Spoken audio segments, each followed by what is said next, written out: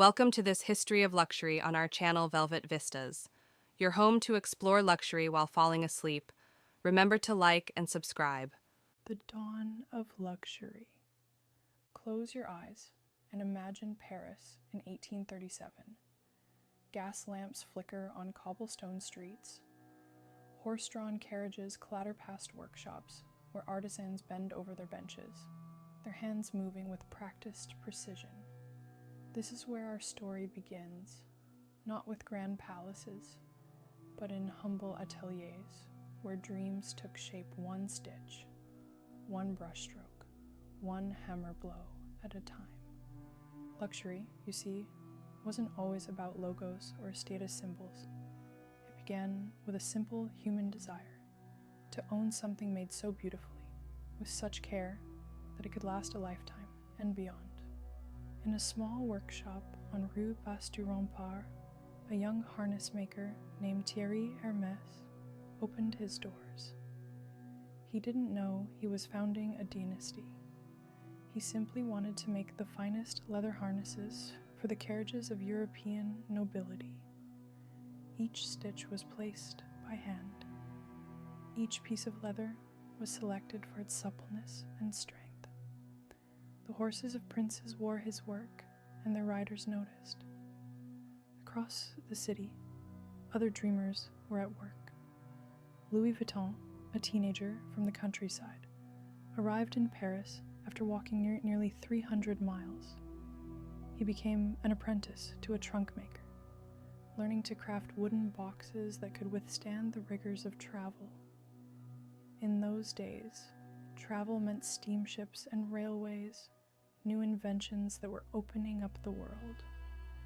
Wealthy travelers needed trunks that wouldn't fall apart on the rough seas or dusty train journeys. But what made these craftsmen different? What transformed their workshops into the legendary houses we know today? It was their refusal to compromise.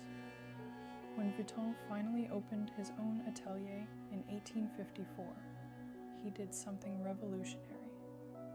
Instead of using heavy, rounded-top trunks like everyone else, he created flat-topped trunks that could be stacked. He covered them in a new waterproof canvas. Simple innovations, perhaps, but they solved real problems with elegance. This is the essence of luxury's origin, solving problems beautifully, with materials that whisper quality to the touch, with craftsmanship that shows itself in details most people might never notice. A hidden pocket lined in silk, a lock mechanism that clicks just so, stitching so precise it seems almost mechanical, yet carries the slight, perfect irregularities that prove a human hand guided every motion. As you drift towards sleep tonight, picture those first workshops. Smell the leather and wood shavings. Hear the tap of hammers and the whisper of needles through fabric. This is where luxury began, in the honest pride of work done supremely well. The birth of fashion houses. Let's move forward now to 1858 and cross the English Channel to a small draper's shop in Worthing, England. Here, a young man named Charles Frederick Worth was dreaming of something entirely new. He wasn't satisfied making dresses as customers ordered them. He wanted to create fashion, to design garments that would set trends rather than follow them. Worth did something audacious. He moved to Paris and opened a maison de couture. He would design collections and show them on live models, young women who would walk through his salon wearing his creations. Customers would then choose designs to be made for them. This seems obvious now, but in 1858, it was revolutionary. Worth didn't just make dresses. He invented the fashion designer as we know it, the couturier as artist. Empress Eugénie, wife of Napoleon III, became his client. Suddenly, every noble woman in Europe wanted a Worth gown. He was the first designer to sew labels into his garments, the first to use live models, the first to create seasonal collections. He transformed dressmaking from a trade into an art form, from a service into a statement. But luxury fashion truly blossomed in the early 1900s. In 1910, a young woman named Gabrielle Bonheur Chanel opened a hat shop on Rue Cambon in Paris. She was different from the women who typically entered the fashion world. She came from poverty, had been raised in an orphanage, and had an outsider's perspective on the corseted, elaborate fashions of the Belle Époque. Chanel looked at how women actually lived and created something radical: simplicity. She took fabrics that were considered masculine, jersey knit, tweed, and made them elegant for women. She created the little black dress, that revolutionary garment that said a woman could be chic without drowning in ruffles and embellishment. She introduced trousers for women, costume jewelry that could be worn with pride rather than shame, and a perfume that would become perhaps the most famous fragrance in history. Chanel No. 5, launched in 1921, broke every rule. Most perfumes were single florals: rose, jasmine, violet. No, 5 was complex, a bouquet of over 80 ingredients that smelled like nothing else. And that bottle, that beautiful rectangular bottle with its clean lines and simple label, said modern, in a way nothing else did. Picture Coco Chanel in her apartment above her boutique, surrounded by her beige and gold decor, her coromandel screens from China. She would hold court there, scissors in hand, pinning fabric on models, chain smoking, always dressed in her own designs. She understood that luxury wasn't just about expense, it was about a point of view, a philosophy of elegance. Around the same time, in Italy, a different kind of luxury was emerging. Guccio Gucci, who had worked at the Savoy Hotel in London, returned to Florence in 1921 and opened a small leather goods shop. He had been inspired by the elegant luggage carried by the hotel's wealthy guests. In Florence, the tradition of leather craftsmanship stretched back centuries. Gucci combined that heritage with contemporary design, creating bags and luggage that merged practicality with beauty. These weren't just business stories. They were stories of individuals with vision, who trusted their taste and convinced the world to follow.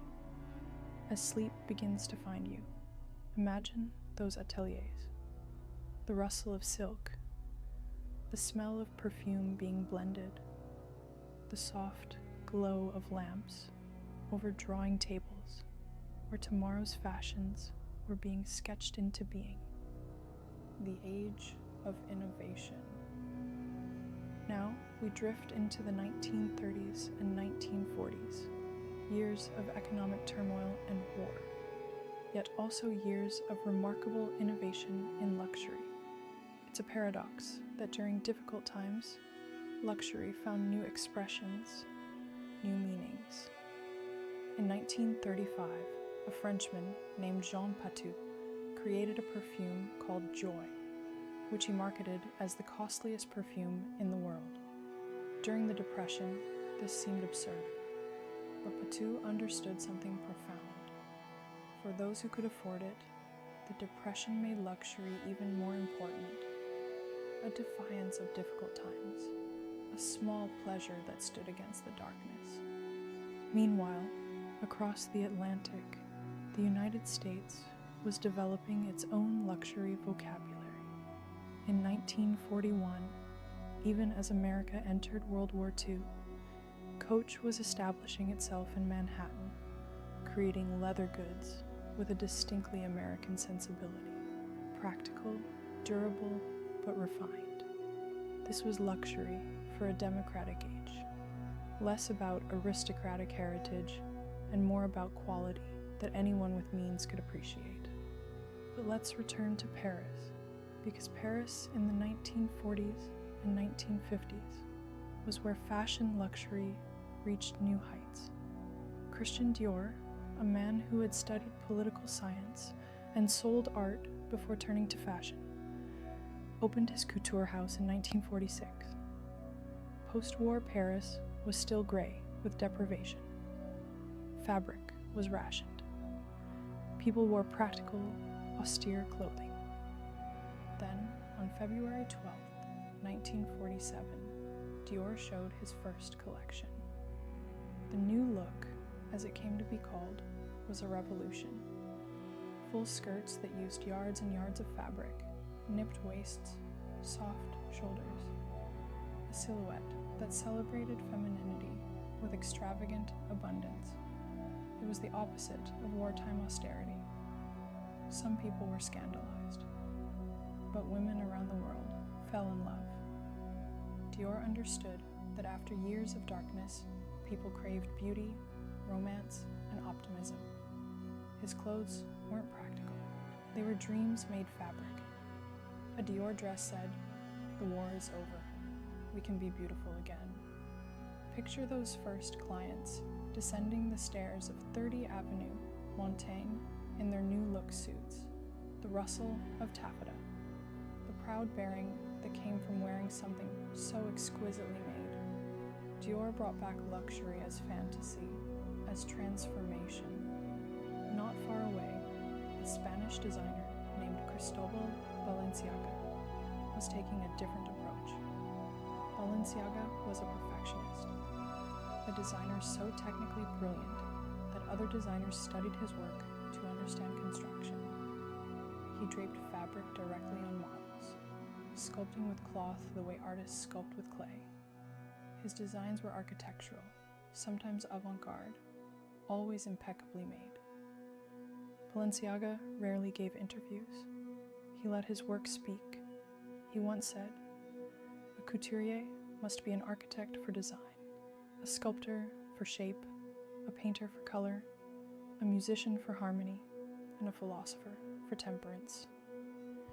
In his quiet workshop, he created clothes that were art, each one a small masterpiece of cut and construction. These designers understood that luxury was about more than expensive materials. It was about vision, about creating something that didn't exist before, about refusing to compromise on quality even when, especially when, it would be easier to cut corners. Let these stories settle over you like the finest silk as you drift deeper. Feel the weight of a perfectly tailored jacket on your shoulders. Imagine the swish of a full skirt, the precise click of a well-made clasp, the Italian Renaissance. While Paris held court as the capital of haute couture, Italy was experiencing its own luxury renaissance. The 1950s and 1960s saw Italian houses come into their own, bringing a different aesthetic, warmer, more sensual, deeply connected to craft traditions that stretched back to the Renaissance. In Milan, Prada was transforming from a small leather goods shop into something more ambitious. Founded in 1913 by Mario Prada, the house had specialized in steamer trunks and handbags, but it was Mario's granddaughter, Miuccia Prada, who would later revolutionize the brand with her intellectual approach to fashion, though that story comes later in our tale. In Rome, the Fendi sisters were learning their craft. 5 sisters, Paola, Anna, Franca, Carla, and Alda, would eventually transform their parents' small fur and leather shop into a global luxury powerhouse. They understood Roman luxury, bold, confident, unafraid of excess when done with taste. But perhaps no Italian house captured the imagination quite like Salvatore Ferragamo. His story is one of the great luxury fairy tales. Born in 1898 in a small village south of Naples, Ferragamo made his first shoes at age 9. By 11, he had his own shop. At 16, he emigrated to America, eventually ending up in Hollywood, where he made shoes for the great films of the silent era. Ferragamo didn't just make shoes. He studied anatomy, visiting doctors to understand the structure of the foot. He wanted his shoes to be both beautiful and comfortable, a combination that seemed impossible to many shoemakers. When he returned to Italy in 1927 and established his workshop in Florence, he brought Hollywood glamour with him. During the war years, when materials were scarce, Ferragamo invented cork wedge heels and used raffia, hemp, and even cellophane to create shoes. These weren't compromises. They were innovations that became iconic. His rainbow platform sandal from 1938, made from stacked layers of colored suede, is in museums now. A sculpture you can wear. Picture his workshop in the Palazzo Spiniferroni, overlooking the Arno River. Craftsmen bent over lasts, shaping leather, hammering tiny nails. Ferragamo himself, small and dapper, inspecting each shoe with the eye of both artist and engineer. He made shoes for Marilyn Monroe, Audrey Hepburn, and Sophia Loren. Each pair was custom fitted, shaped to that particular woman's foot. A small miracle of craft. Then there was Emilio Pucci, the Florentine marquise who accidentally invented resort wear. Pucci was an aristocrat who raced cars and planes. In 1947, he designed ski clothes for himself, vibrant and streamlined. A photographer saw them, shot them for Harper's Bazaar, and suddenly everyone wanted Pucci's designs. What made Pucci distinctive were his prints, swirling, psychedelic patterns in vivid colors that seemed to capture the optimism and energy of post-war Europe. A Pucci dress wasn't just clothing, it was wearable joy. A burst of color that said life should be lived vividly. Italian luxury had a different character than French. It was warmer, more connected to family, to craft traditions passed through generations. Where French luxury could be intellectual and austere, Italian luxury was sensual and generous. Both were essential strands in the tapestry of luxury we know today. As you sink deeper into rest, imagine the Italian sunlight streaming through workshop windows, the smell of leather and espresso, the sound of Italian voices discussing the curve of a heel, the placement of a button, the exact shade of blue for a silk print. Jewels and time.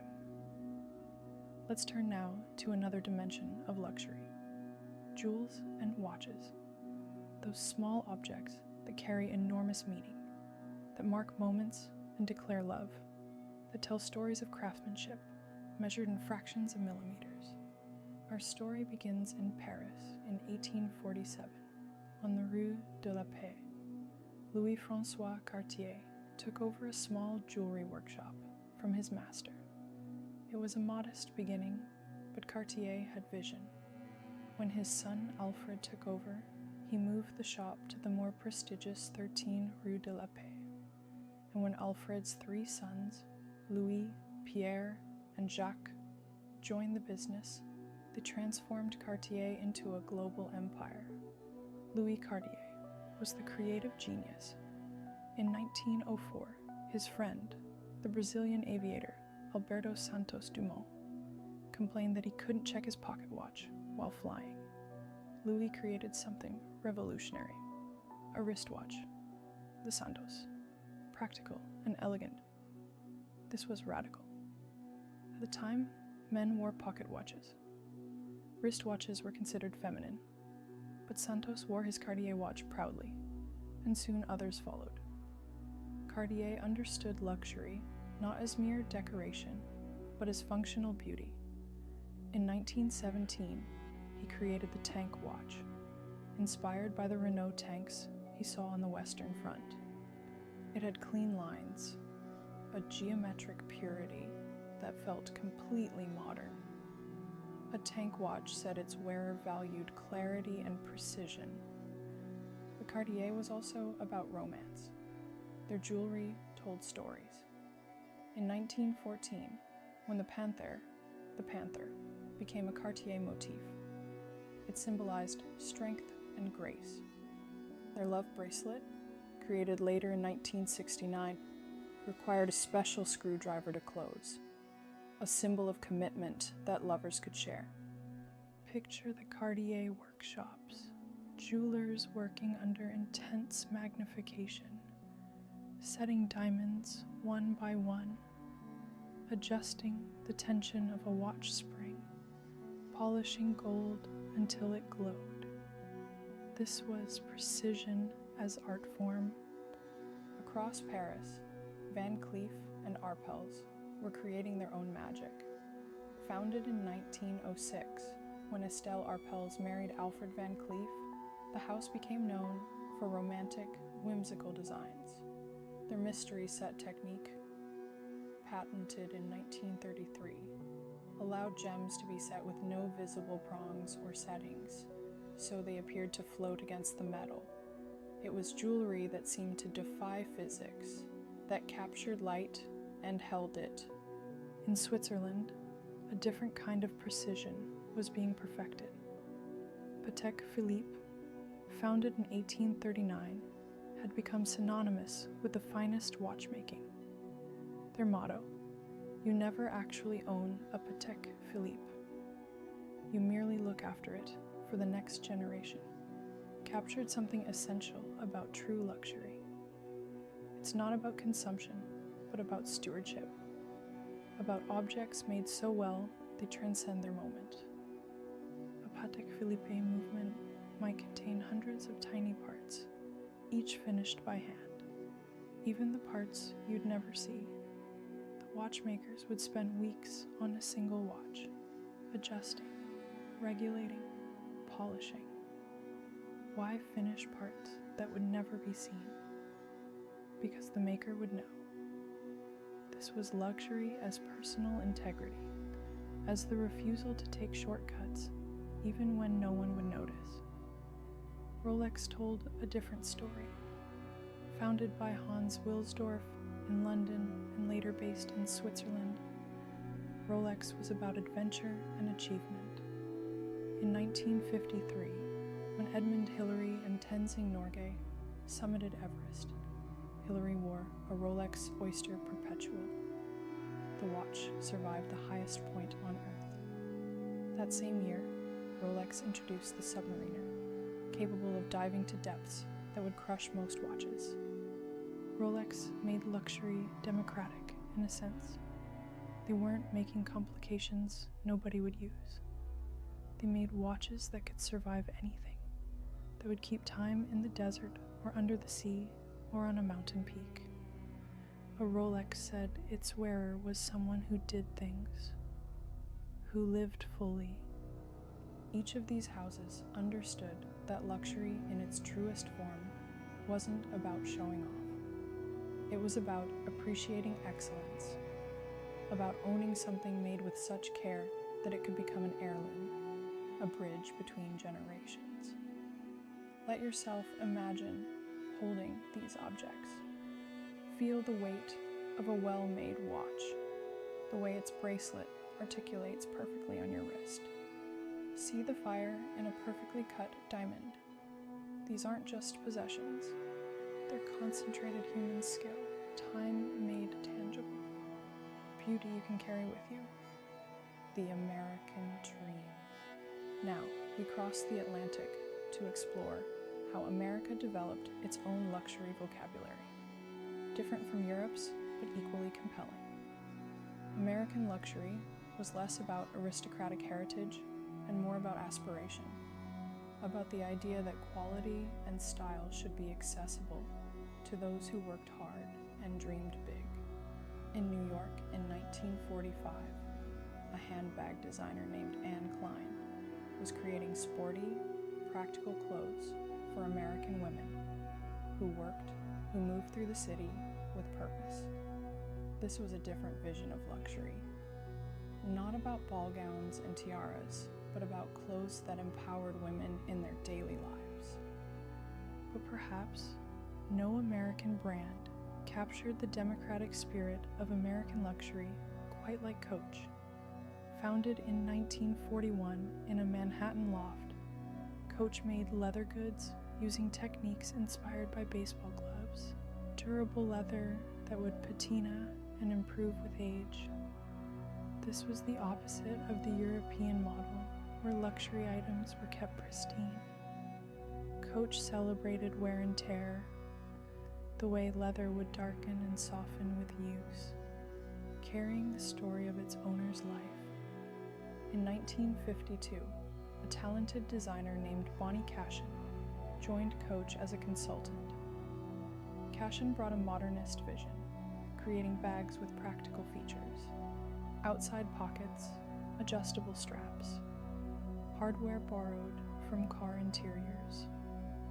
She invented the Coach Cashin Carry Tote, a bag that could go from office to weekend with equal aplomb. This was luxury for real life. Then there was Halston, the designer who defined American glamour in the 1970s. Born Roy Halston Frowick in Iowa, he moved to New York and became famous for creating Jacqueline Kennedy's pillbox hat for the 1961 inauguration. But it was his minimalist, fluid designs in the 1970s that made him an icon. Halston worked with jersey and ultra suede, creating dresses that skimmed the body without constricting it. His clothes were simple in appearance, but complex in their construction. He dressed Liza Minnelli, Bianca Jagger, and Elizabeth Taylor. At his studio on East 68th Street, he would hold court, working all night, smoking, creating, surrounded by his elite clientele who became his friends. Halston understood that American luxury was about ease and confidence. A Halston dress didn't announce itself with logos or obvious details. Its luxury was in the cut, the fabric, the way it moved. You had to understand quality to appreciate it, which made it sophisticated in a particularly American way. In California, a different kind of American luxury was emerging. Tiffany and Company, founded in New York in 1837, had long been America's premier jeweler. In 1961, Audrey Hepburn stood outside their Fifth Avenue flagship, eating a Danish and dreaming, and breakfast at Tiffany's crystallized what the brand meant: aspiration, romance, the idea that beauty and quality were worth saving for. That blue box, Tiffany blue, became synonymous with special occasions. A proposal, a graduation, a milestone. The color was trademarked, the only retailer to trademark a color. Opening a Tiffany box was a ritual. The white ribbon, the tissue paper, the careful reveal. Tiffany understood that luxury was also about ceremony, about marking life's important moments with objects of beauty. Ralph Lauren created perhaps the most complete American luxury fantasy. Born Ralph Lifshitz in the Bronx, he started by selling ties and built an empire based on an idealized vision of American aristocracy, a vision of inherited wealth in East Coast prep schools and country estates that was part real, part aspiration, and entirely compelling. Lauren didn't just sell clothes, he sold a lifestyle. His advertising showed beautiful people in beautiful settings, playing polo, relaxing in English country houses, sailing. The clothes were impeccably made, but what you were really buying was admission to this world, or at least the feeling of it. A Lauren polo shirt with its small embroidered player became a uniform of belonging. American luxury was optimistic and inclusive in ways European luxury sometimes wasn't. It said that anyone could aspire to quality, that luxury was a reward for achievement rather than birthright.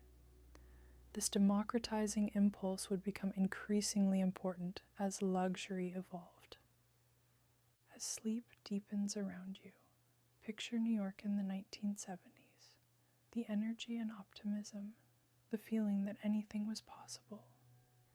Imagine walking down Fifth Avenue at dusk, the lights coming on in shop windows, each one displaying its own vision of the American dream, made tangible in leather and silk and gold. The Japanese disruption. In the 1970s and 1980s, something unexpected happened. Designers from Japan arrived in Paris and fundamentally challenged what luxury fashion could be. They brought a completely different aesthetic, one that questioned Western assumptions about beauty, perfection, and even the human body. The story begins with Kenzo Takada, who arrived in Paris in 1964 after a month-long sea voyage from Tokyo. He opened his first boutique called Jungle Jap in 1970, offering clothes that mixed floral prints, folk influences from around the world, and a sense of joyful eclecticism that Paris had never quite seen before. Kenzo's luxury was playful and exuberant, refusing the severe elegance that had dominated French fashion. But the real revolution came with 3 designers: Rishi Kawakubo of Comme des Garçons, Yohji Yamamoto, and Issey Miyake. When Kawakubo and Yamamoto showed their collections in Paris in the early 1980s, the fashion establishment was shocked. Rei Kawakubo showed clothes that were black, asymmetrical, apparently unfinished, with holes and rough edges. Her models wore flat shoes and no makeup. This was the opposite of everything Paris understood about luxury. Where was the polish, the obvious craftsmanship, the celebration of the female form? But Kawakubo wasn't rejecting luxury. She was redefining it. Her clothes required incredible skill to make. Their asymmetry was precise. Their imperfections were carefully designed. She was questioning Western ideas about perfection and beauty. Why should luxury always be symmetrical? Why should it always follow the body? Why couldn't clothing be about ideas, about challenging the wearer and viewer to think differently?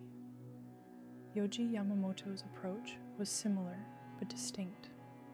His clothes were also predominantly black, also asymmetrical, but they moved with extraordinary grace. Yamamoto was inspired by his mother, a war widow, who supported them by working as a dressmaker. He understood clothing from the inside out, as structure and movement. His luxury was philosophical, poetic. He once said, "I think perfection is ugly. Somewhere in the things humans make, I want to see scars, failure, disorder, distortion." This was luxury as intellectual challenge, as art form. Wearing Comme des Garçons or Yamamoto wasn't about status signaling.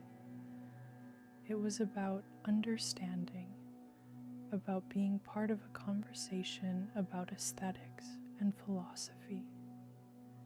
Issey Miyake took a different path, but was equally revolutionary.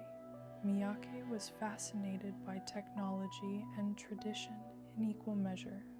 He pioneered pleating techniques that created clothes that were three-dimensional sculptures, yet could fold flat, that never needed ironing, that seemed to have their own life force.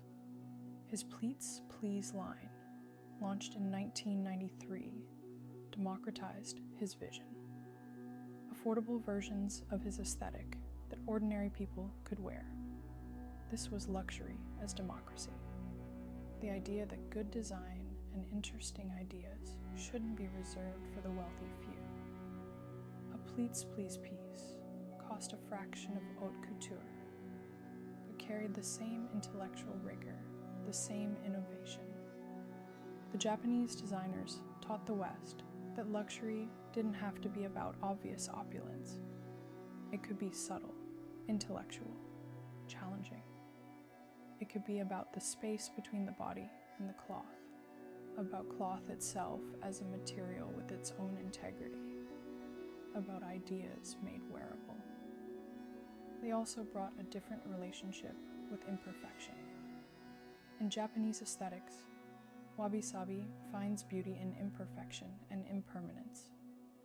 A crack in pottery isn't hidden, but highlighted with gold. Age and wear are celebrated rather than concealed. This was radical for luxury fashion, which had always been about presenting perfection. Picture a Comme des Garçons runway show. Stark, minimal, the clothes moving like shadows, challenging everything you thought you knew about what fashion could be. Or imagine Miyake's pleated pieces, folding and unfolding like origami, ancient craft techniques meeting contemporary innovation. These designers proved that luxury could be many things. It didn't have to shout. It could whisper. It didn't have to please immediately. It could challenge and reward deeper looking. They expanded the vocabulary of luxury, making room for the intellectual, the experimental, the quietly revolutionary. Let these ideas settle into your mind as you drift. Imagine wearing clothes that make you think differently, that change how you move through the world, that carry centuries of aesthetic philosophy in their folds and drapes. The logo era. As we move into the 1980s and 1990s, luxury underwent a dramatic transformation. This was the era when luxury became louder, more visible, more about the brand than the product itself. The logo became king, and luxury entered the age of conspicuous consumption. The seeds of this change were planted earlier. In the 1960s, Gucci had begun to struggle with counterfeits. Their response was to make their logo more prominent. The double G, the green-red-green stripe. If everyone was going to copy them, at least the real items would shout their authenticity. But it was in the 1980s, during the economic boom, that logo mania truly exploded. Suddenly, luxury wasn't about quiet quality appreciated by those in the know. It was about broadcasting wealth and taste, or the appearance of both, to everyone who looked. Status bags became a phenomenon. Louis Vuitton's monogram canvas, which had been introduced way back in 1896 to prevent counterfeiting, became the ultimate status symbol. The LV monogram was everywhere, on bags, luggage, even small leather goods. Carrying a Louis Vuitton bag said, "I have arrived. I can afford this." Chanel, under the direction of Karl Lagerfeld, who joined in 1983, experienced a renaissance. Lagerfeld understood the power of the brand. He took Chanel's interlocking C's and made them impossible to miss, creating costume jewelry and bags where the logo was the central design element. The Chanel 2.55 bag, originally created by Coco Chanel in 1955, was reinterpreted with prominent CC turn locks and became a must-have item. In Italy, Versace was creating a different kind of logo luxury. Gianni Versace founded his house in 1978, and by the 1980s, he was dressing rock stars and royalty in clothes that were unabashedly sexy, colorful, and emblazoned with his Medusa head logo. Versace's luxury was about excess. Gold buttons, Baroque prints, bold colors, clothes that demanded attention. Versace understood the new luxury customer. These weren't people who had inherited wealth and learned about quality from their parents. These were entrepreneurs, entertainers, athletes, people who had made their own money and wanted the world to know it. Versace gave them permission to be loud, to celebrate their success visibly. The fashion industry was also consolidating. LVMH, the luxury conglomerate formed in 1987, when Louis Vuitton merged with Moet Hennessy, began acquiring brands, Givenchy, Kenzo, Celine, Fendi, and many others. Bernard Arnault, who controlled LVMH, had a vision. Luxury as big business, brands as portfolio assets that could be managed, grown, and made more profitable. This was a fundamental shift. The original luxury houses had been family businesses, often more concerned with maintaining standards than maximizing profits. Now they were part of public companies with shareholders to satisfy. This tension between artistic integrity and commercial success would define luxury for the next decades. Some saw this as the death of true luxury. When every teenager had or aspired to have a Louis Vuitton bag or Gucci loafers, was it still luxury? If the point was exclusivity and craftsmanship, what happened when brands expanded production to meet demand? When logos mattered more than quality? But others saw democratization. Luxury wasn't just for aristocrats anymore. The new luxury consumer was global, diverse, aspirational. A teacher might save for a year to buy a Hermès scarf. A young professional might splurge on Prada loafers. Luxury became about personal milestones, treating yourself, participating in a global culture of quality and style. The logo era also saw the rise of the it bag phenomenon. Certain bags became so desirable they transcended fashion. The Hermès Birkin, named after actress Jane Birkin, had waiting lists years long. The Fendi baguette, made famous by Sex and the City, became an object of obsession. These weren't just bags. They were cultural phenomena, talked about, photographed, coveted. Picture New York or London or Tokyo in the 1990s. The streets full of people carrying status bags, wearing designer logos, participating in this visible language of success and style. It was gaudy perhaps, but also democratic, energetic, a celebration of abundance after the austerity of earlier decades.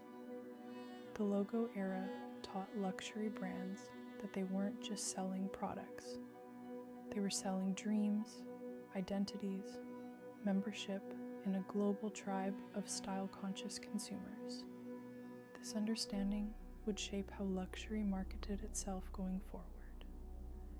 As you drift deeper into sleep, imagine those logos, those bags, those visible markers of participation in luxury.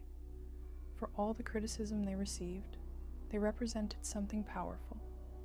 The idea that luxury could be for anyone willing to work for it, save for it, value it. The age of conglomerates.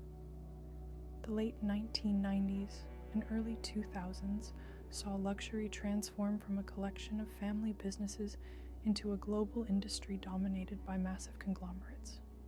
This era brought unprecedented growth, but also raised fundamental questions about what luxury meant when it was mass-produced and marketed like any other consumer product. LVMH, under Bernard Arnault, was the pioneer and remains the largest luxury conglomerate. By the 2000s, LVMH owned dozens of brands across fashion, wine and spirits, perfumes, watches, and jewelry. Arnault's strategy was clear: acquire heritage brands, invest in them, give them resources to expand globally, but maintain their distinct identities. When he acquired Celine, he brought in designer Phoebe Philo, who transformed it into the intellectual woman's brand of choice. When he bought Fendi, he paired it with Karl Lagerfeld and later Marc Jacobs to revitalize it. These weren't financial acquisitions meant to be stripped for parts. Arnault understood that luxury brands had value precisely because of their heritage, their stories, their creative vision. But scale brought challenges. How could you maintain exclusivity when you were opening hundreds of stores worldwide? How could you preserve craftsmanship when production had to increase exponentially? How could you stay special when everyone could afford at least an entry-level product? The luxury conglomerates developed strategies to address this. They created product pyramids. At the top, haute couture or limited editions that almost no one could afford. These maintained the dream, the aspiration.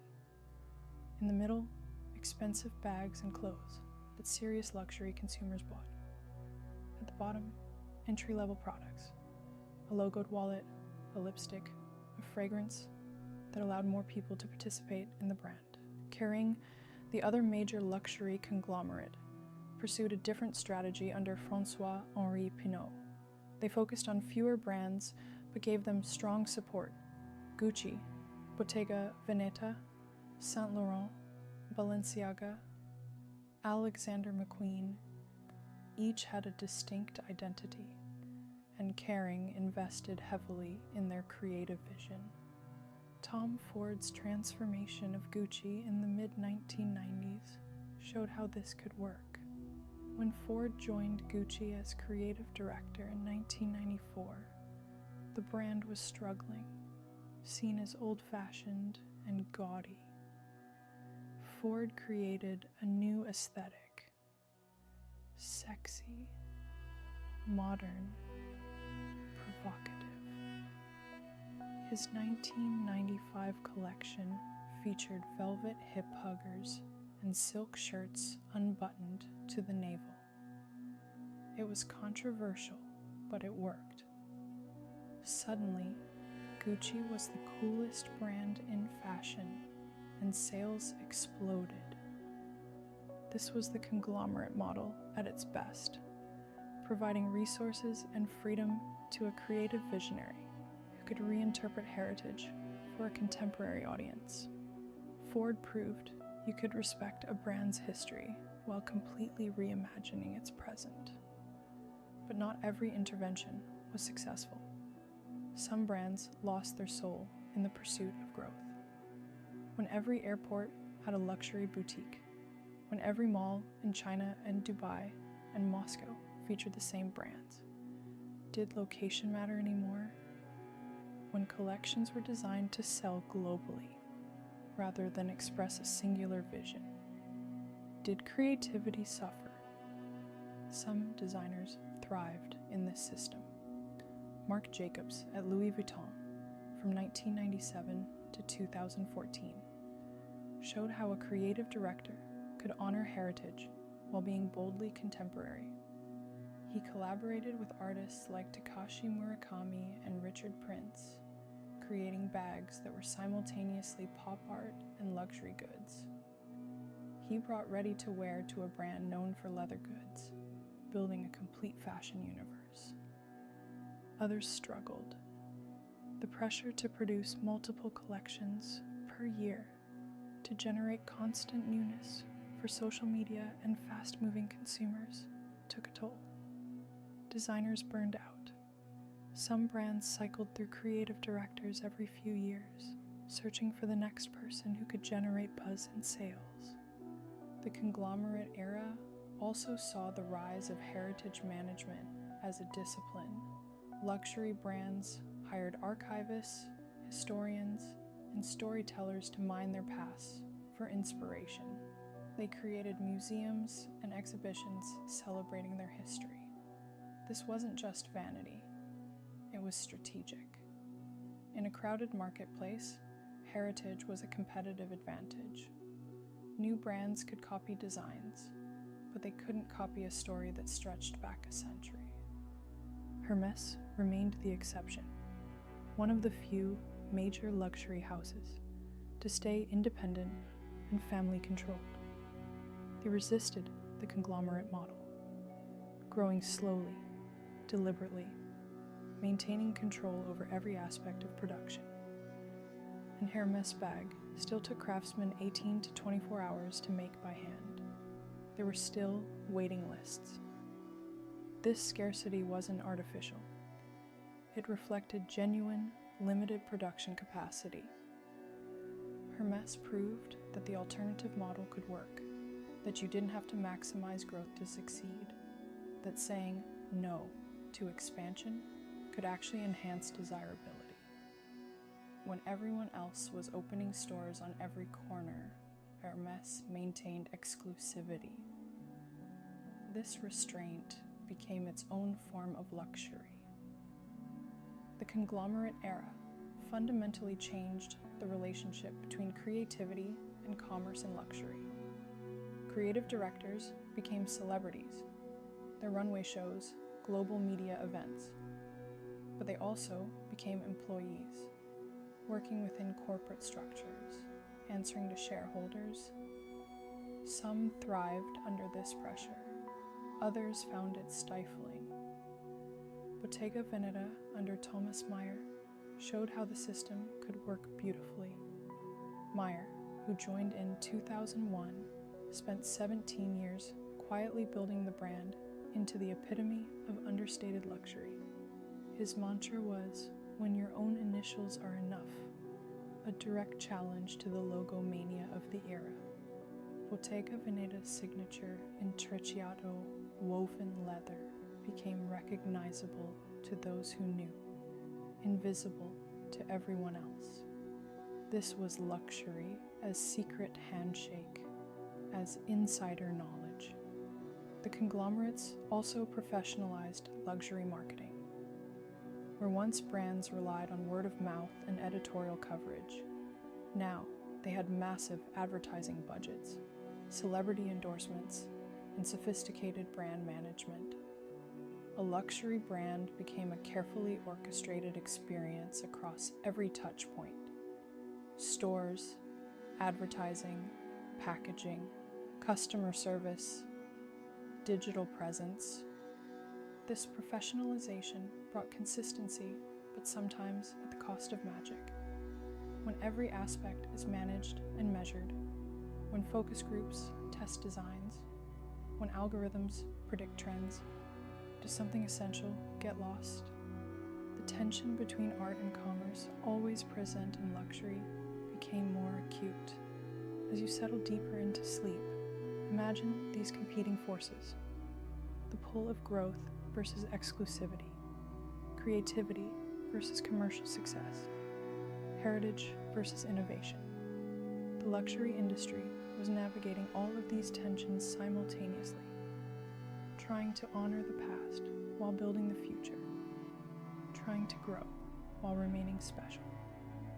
It was a delicate balance, and not every brand managed it successfully. But those that did created something remarkable. Brands that were simultaneously massive businesses and objects of desire. Global, yet somehow still personal. Commercial, yet still imbued with the dreams and visions of their founders. The digital revolution. Now, we arrive at a moment that would change everything. The intersection of luxury and digital technology. In 2007, Steve Jobs stood on a stage and unveiled the iPhone. Few in the luxury world immediately grasped what this small device would mean for their industry, but within a decade, it would transform how luxury was discovered, desired, purchased, and experienced. The first disruption was photography. Suddenly, everyone had a high-quality camera in their pockets, and they were photographing everything: their outfits, their purchases, their lifestyles. The fashion blog emerged as a new form of media. Regular people, not just editors and celebrities, could influence fashion and build audiences. Scott Schumann started the Sartorialist in 2005, photographing stylish people on the streets of New York. His blog attracted millions of readers and changed how people thought about fashion, not as something dictated from runways, but as something alive in the streets, worn by real people with individual style. This democratization of fashion influence would only accelerate. Then came Instagram in 2010, and luxury would never be the same. Instagram was built for luxury, visual, aspirational, designed for beautiful things. Suddenly, luxury brands could speak directly to consumers without intermediaries. They could show their world, tell their stories, build desire. But Instagram also shifted power. Influencers emerged, individuals who built large followings and could move markets. A single post from the right influencer could sell out a product. Luxury brands that had carefully controlled their image for decades now had to navigate this new ecosystem where anyone could have a platform. Some brands resisted. They worried that digital would cheapen their image, that seeing luxury items on Instagram feeds alongside breakfast photos and pet pictures would diminish their specialness. But younger luxury brands and forward-thinking legacy brands embraced the opportunity. Burberry, under CEO Angela Ahrendts and creative director Christopher Bailey, became the poster child for digital luxury. They live-streamed their runway shows and allowed customers to pre-order pieces immediately. They created interactive campaigns and embraced social media fully. Burberry understood that luxury customers, especially younger ones, lived online, and the brand needed to be there too. The digital revolution also enabled e-commerce. At first, many luxury brands refused to sell online. How could you convey quality through a screen? How could you provide the luxury shopping experience digitally? But companies like Net-a-Porter, founded by Natalie Massenet in 2000, proved that online luxury retail could work. They created editorial content, beautiful photography, and excellent service. The packaging alone, those gorgeous black boxes, became Instagram moments. Soon, luxury brands realized they needed to control their own digital destiny. If people were going to buy luxury online, better it be from the brand's own site than from third parties. Louis Vuitton, Chanel, Hermès, one by one, they built sophisticated e-commerce platforms. But digital also brought challenges. Counterfeiting exploded.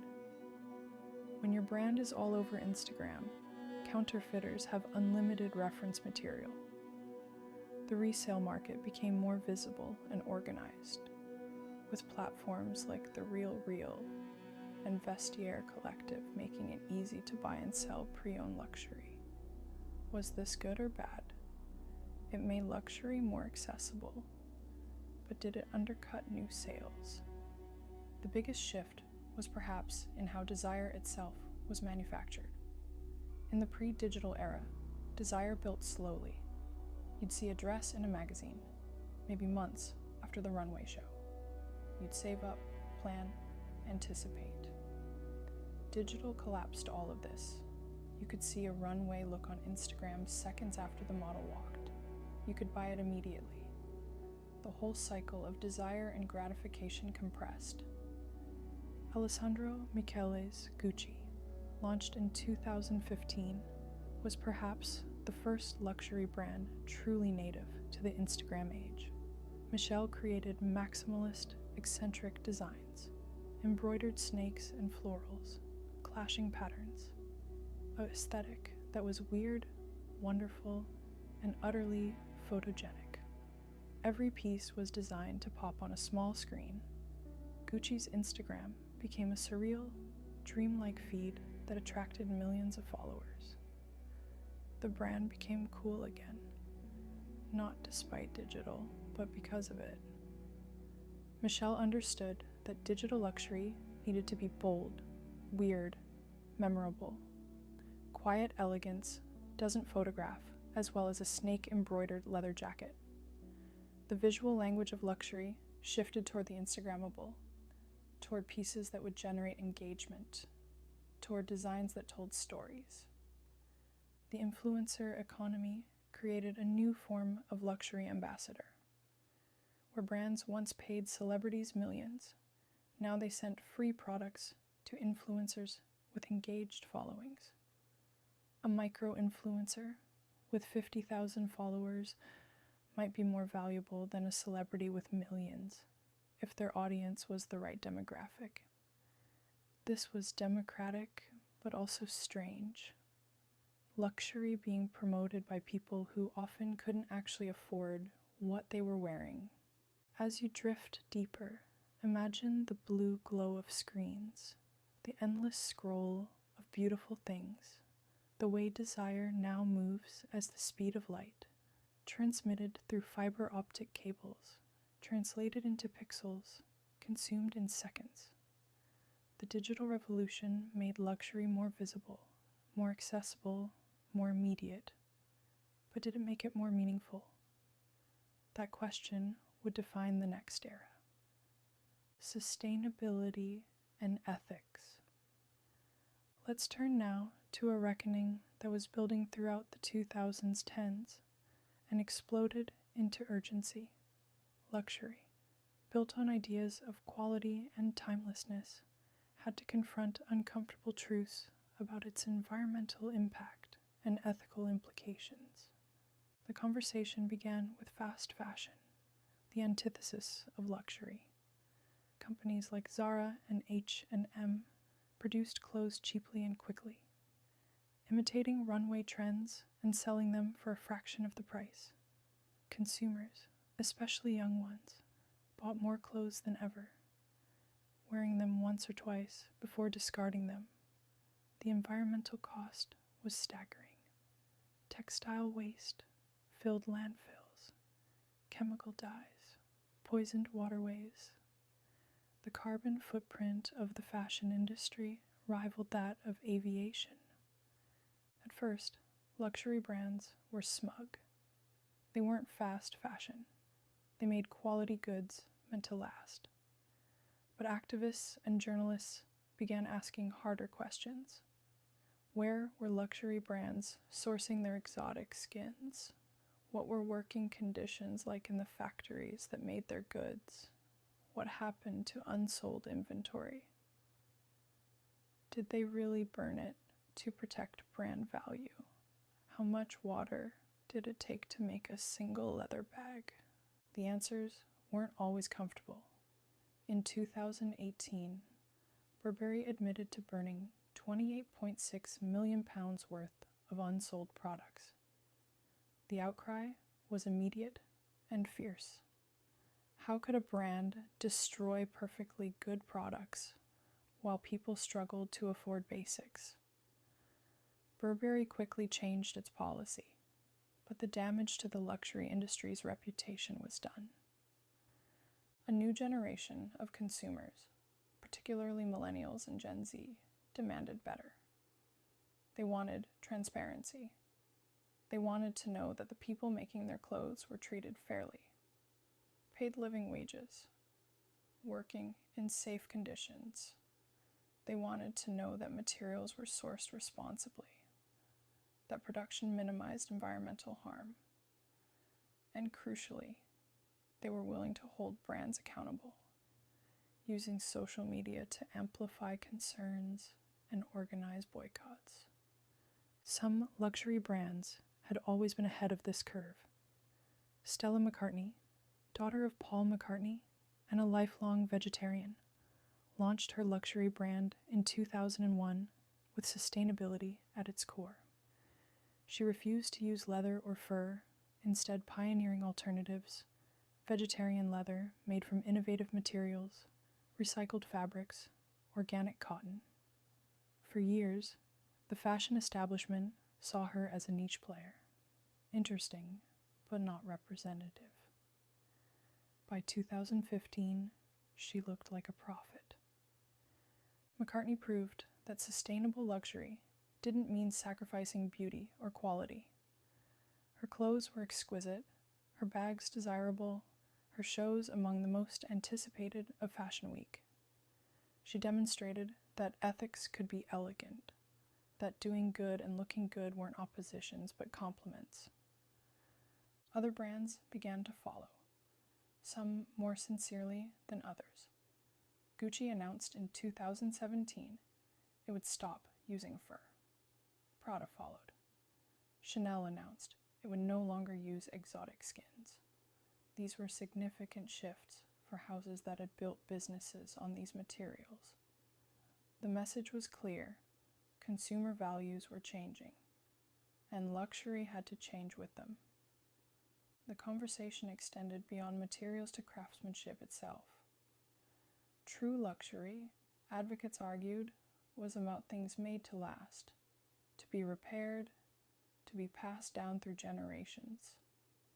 This was the opposite of the disposable culture fast fashion had created. Luxury brands began emphasizing their repair services. Hermès had always allowed customers to send bags back for refurbishment, keeping 30-year-old bags in rotation. Now other brands highlighted these services, reframing them as sustainability initiatives. The vintage and resale markets became not just accepted, but celebrated. Wearing vintage Chanel wasn't a compromise. It was a statement about valuing quality over newness, about sustainability and individuality. Platforms like Vestiaire Collective and The Real Real became destinations, carefully authenticating and curating pre-owned luxury. Some luxury brands even began working with these platforms, recognizing that the circular economy could actually strengthen brand value. Gabriela Hearst, a Uruguayan designer who launched her brand in 2015, became a leader in sustainable luxury. She used dead stock fabrics, natural dyes, and carbon-neutral production. In 2020, she was appointed creative director of Chloe, bringing her sustainability ethos to a major heritage brand. This appointment signaled that sustainability wasn't niche anymore. It was becoming central to luxury's future. The transparency movement grew. Brands began publishing detailed information about their supply chains, their environmental impact, their labor practices. Some of this was genuine commitment. Some was greenwashing, superficial changes designed to capture the sustainability trend without fundamental transformation. Consumers became more sophisticated at distinguishing between the two. The ethical questions extended beyond environment to culture. Who got to participate in luxury, both as creators and consumers? The industry, long dominated by European houses and white creative directors, faced calls for greater diversity. Brands began appointing more diverse creative leadership. Virgil Abloh's appointment as artistic director of Louis Vuitton menswear in 2018 was historic. The first Black creative director of the house. His untimely death in 2021 was mourned throughout the industry. He had shown that luxury could be more inclusive, more culturally expansive, without losing its prestige.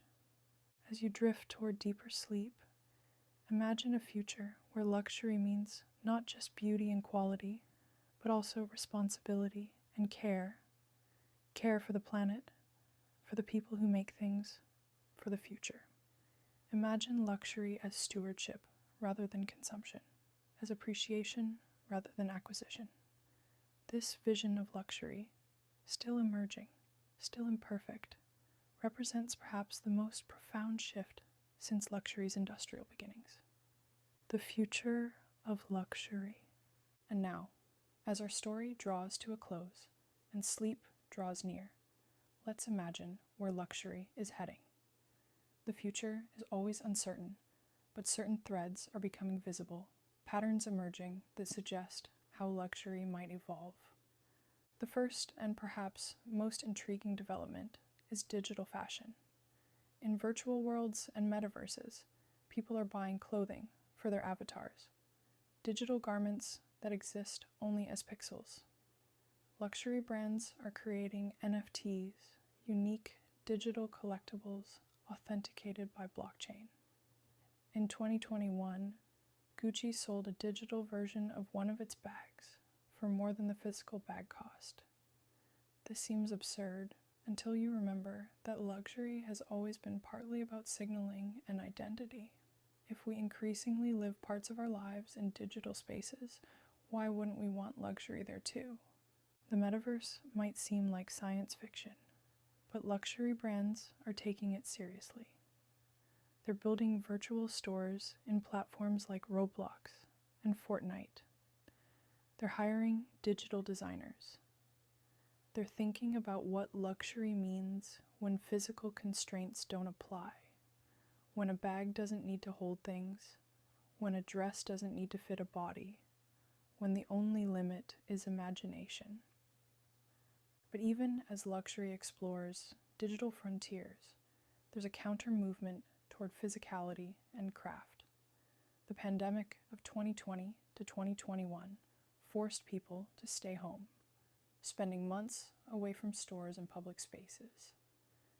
This isolation created a hunger for physical experience, for touching things, for the sensory richness that digital life can't replicate.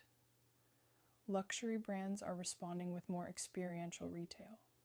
Stores as destinations, spaces that offer not just products, but experiences, education, community. Hermès is opening workshops where customers can watch craftspeople at work, understanding the hours of skill behind each object. Chanel is creating traveling exhibitions, celebrating its heritage. These initiatives recognize that luxury's future might involve less about acquiring objects and more about understanding and appreciating them, about connecting with the story and craft behind things. Personalization is becoming central. Technology now allows for customization at scale. You can design your own sneakers, choose your own leather and hardware for a bag, monogram virtually anything. This shift toward personalization makes luxury feel more individual, less about conforming to brand aesthetics, and more about expressing personal taste within a framework of quality. The definition of luxury itself is expanding. For younger consumers especially, luxury increasingly means experiences over objects. A meaningful trip, a perfect meal, a concert, time with loved ones. Luxury brands are responding by diversifying. They're opening restaurants and hotels, creating experiences that extend their worlds beyond products. Armani has hotels. Bulgari has resorts. Ralph Lauren has restaurants. They're selling not just what luxury looks like, but what it feels like to live luxuriously. Sustainability will only become more important. The brands that figure out how to be genuinely sustainable, carbon neutral, circular, equitable, will have a significant advantage.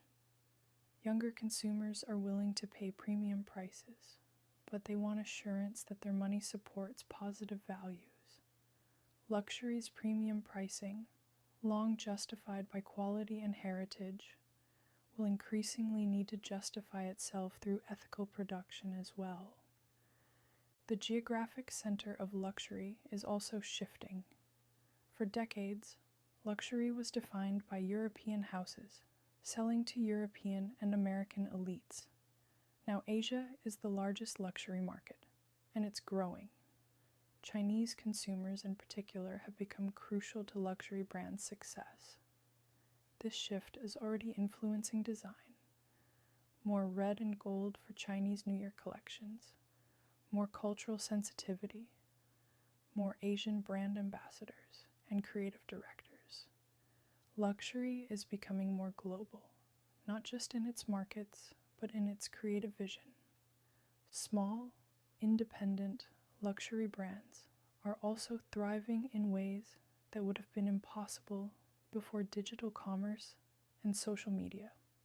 A talented designer can build a global following without the backing of a conglomerate.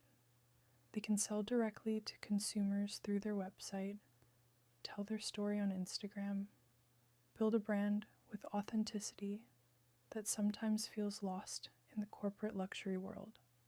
This democratization of luxury creation is exciting. It means more voices, more perspectives, more innovation. The tension between exclusivity and accessibility will continue to define luxury. Brands need growth to satisfy shareholders, but growth risks making products too common, eroding the exclusivity that makes them desirable. Some brands are managing this by creating clear tiers, ultra-exclusive limited editions for the elite, more accessible products for aspirational consumers. The pyramid model continues, but it's becoming more sophisticated. Technology will enable new forms of authentication and transparency. Blockchain can track a product from raw materials through every step of production, providing verification and combating counterfeits. Customers might be able to scan a code and see exactly where and how their bag was made, meeting the craftsperson who made it, understanding its journey. This transparency could deepen emotional connection, making luxury objects feel more meaningful. But perhaps the most significant shift is philosophical. Luxury is moving, slowly and imperfectly, from conspicuous consumption toward conscious consumption. The goal is shifting from having more to having better, from quantity to quality, from acquisition to appreciation. The most sophisticated luxury consumers increasingly prefer pieces with meaning, vintage items with history, limited editions with stories, brands with values they share. This isn't entirely new. Luxury, at its best, has always been about these things. But for several decades, particularly during the logo era, luxury lost sight of these foundations. Now there's a return, a remembering of what made luxury meaningful in the first place. Exceptional quality, genuine craftsmanship, beautiful design, objects that improve with age rather than degrade, things worth saving and passing down. As our journey ends and sleep embraces you fully, imagine the workshops where tomorrow's luxury is being created. Picture a craftsperson, hands steady with years of practice, creating something beautiful. See designers sketching, dreaming, pushing boundaries. Imagine stores that feel like galleries, objects displayed with reverence. Think of a garment that will last decades, improving with wear, carrying stories. Luxury began with simple human desires, for beauty, for quality, for things made with care. Despite all the changes, all the challenges, all the complications of industry and commerce, at its heart, luxury is still about these things. It's about the pleasure of beautiful objects, the satisfaction of quality, the joy of wearing something that makes you feel special, the pride of owning something made with integrity and skill. The future of luxury isn't written yet. It's being created now by designers and craftspeople, by consumers making choices about what they value, by brands deciding what they want to be. But if luxury can hold on to what made it meaningful while adapting to new realities, sustainability, digital life, changing values, it has a bright future. Close your eyes now. Let these stories settle.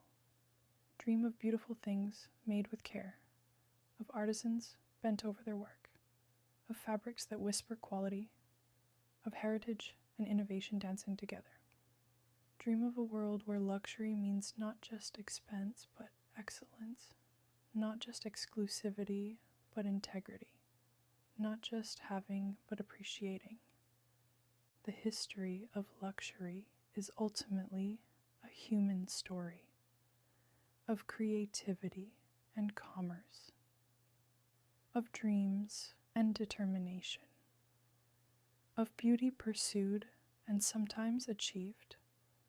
It's a story that continues, chapter by chapter, collection by collection, object by beautiful object. Rest now, and may your dreams be as elegant as a Chanel suit, as timeless as a Cartier watch, as beautifully crafted as an Hermès bag. Don't forget to like and subscribe to our channel for more bedtime stories, sweet dreams,